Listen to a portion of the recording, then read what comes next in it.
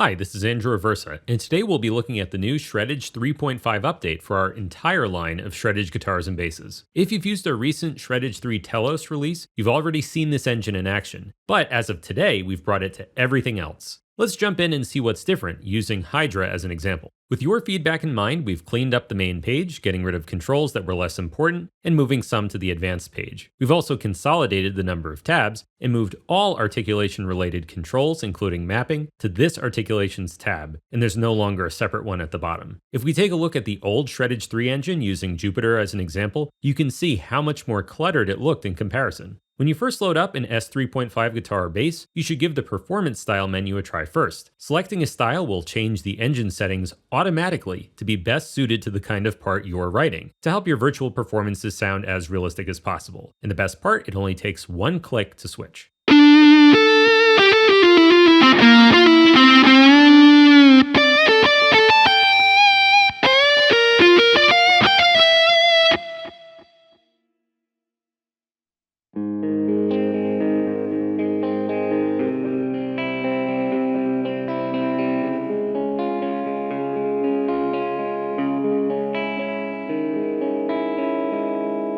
This includes the new keyboard mode, which bypasses the limits of a real guitar and lets you play as many notes as you want. The workstation style enables this and disables legato. This way you can focus on just writing and playing whatever you want and just create without having to worry about the details of a virtual guitarist and the limitations. It's a little less realistic but very playable, just like a real hardware workstation keyboard.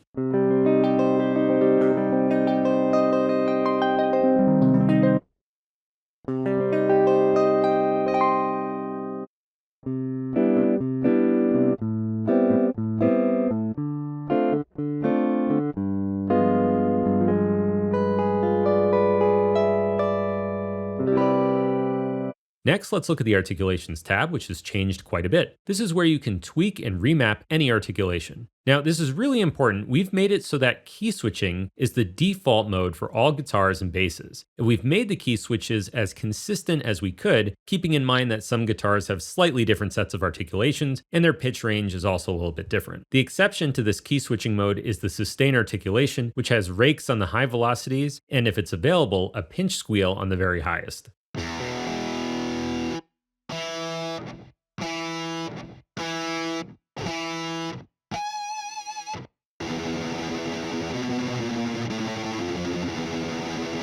I know a lot of people prefer the velocity switch method, especially if you're writing notes in MIDI, where you have palm mutes on the low velocities and sustains on the higher ones, but you can set that up very easily. Let me show you how. We'll select mutes and assign to key switch C-1, same as sustains. Then we'll add a new mapping rule and give it a velocity range of, say, 1 to 59. We'll then adjust the sustain velocity range to be 60 to 119. Now, when I play low velocities, I get mutes, and when I play higher ones, I get sustains.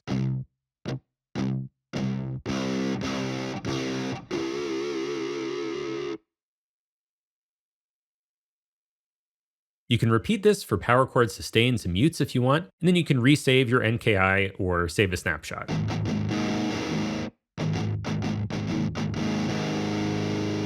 If we check the Sound tab for any of these articulations, we can adjust other elements. For example, adjusting offset for hammer-ons, pull-offs, and tapping can give you a different sound.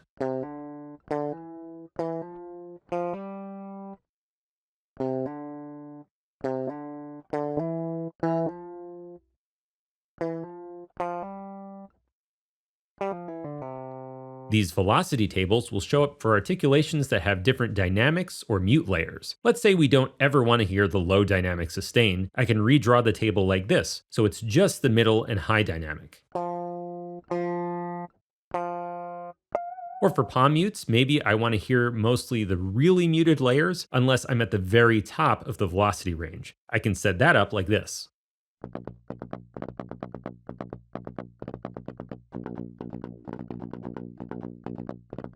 Anyway, moving on. The advanced page is quite different now as we moved some new controls here, but most likely, unless you're a power user, you won't need to touch this much. The main thing to note is that we've moved the anti-repetition feature here from the main page. Enabling this will make repetitive notes like single note chugging patterns sound more lively and realistic by adding more virtual round robins.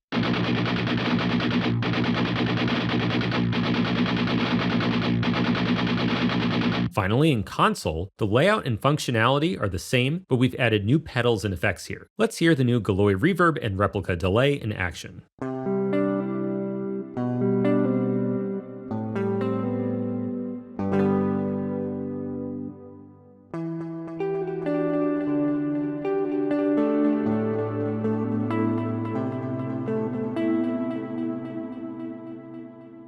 Plus, there's new spatial effects like choral, flare, and phases to play with.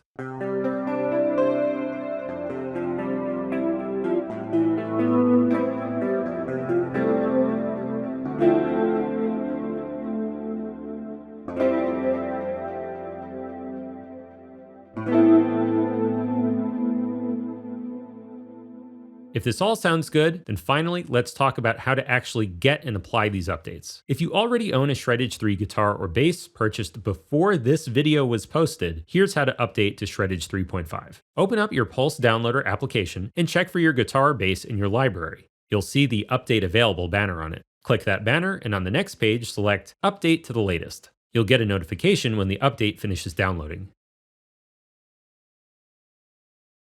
Now, in your Instruments folder for that guitar or bass, you'll see a 3.5 version of the patch.